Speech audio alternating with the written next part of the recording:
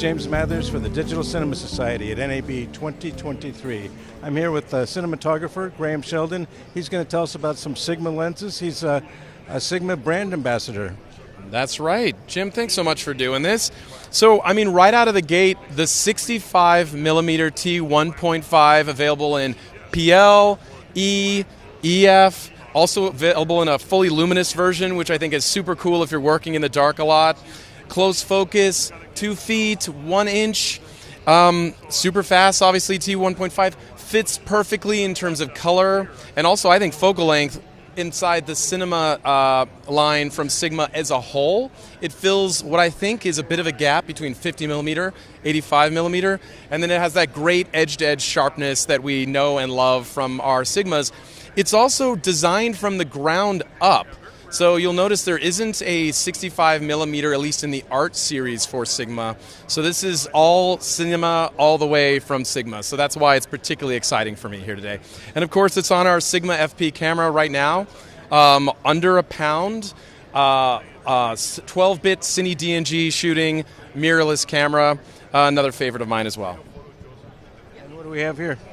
So we're talking a lot about camera to cloud and camera to cloud workflow. So what we have here today is a Sigma FP rigged up with our new 65mm T1.5, adapted L mount to PL mount using an adapter also made by Sigma. And, I'm a union DP out of Los Angeles, so I've done the classic thing and made the Sigma FP camera the largest possible configuration it has. Big Cine Prime on here. I just wanted it to look as good as possible. I was in AC for like 11 seconds, so I don't know if my cable management's very good. So don't, judge me too much on that. But essentially, you hit record on the Sigma FP. You see red light up on the fringe of the Ninja 5 monitor from Atomos. It goes, so you see these two antennae here. This is actually a module that Atomos makes called the Connect. It goes up to Atomos Cloud Studio. There's a variety of different tiers within Atomos Cloud Studio, and then you get to pick your destination from there. My preference in terms of workflow is sending it to Frame.io, making sure that the whole team is able to collaborate. Does this work in near time?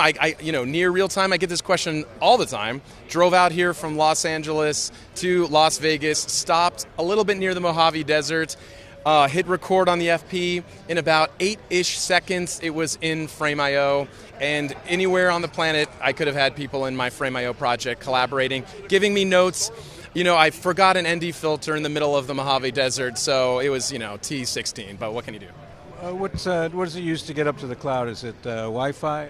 This is a great question. So there's a variety of different ways that you can connect just through Wi-Fi. In my particular use case, I went into T-Mobile. They asked me, why are you here? I said, it's a long story, but I got a T-Mobile mobile hotspot. It was about $200, honestly, about $55 a month to add another line to my existing plan. And that's what I used in the desert. I connected the Ninja 5 and the Atomos Connect to my hotspot, and I was able to just upload from there. 5G, I suppose. 5G, exactly. So one of the solutions you have out there is a bonded internet device, because, different cell towers have different coverage. So you could get a bonded device from a company called Scalera, or maybe Mr. Net, or Prism from the Teradek folks.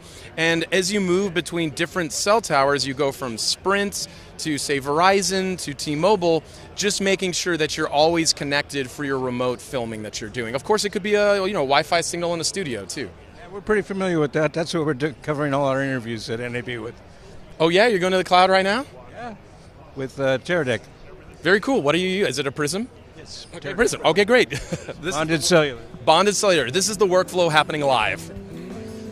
Thank you so much. Thank you, Jim. I appreciate it.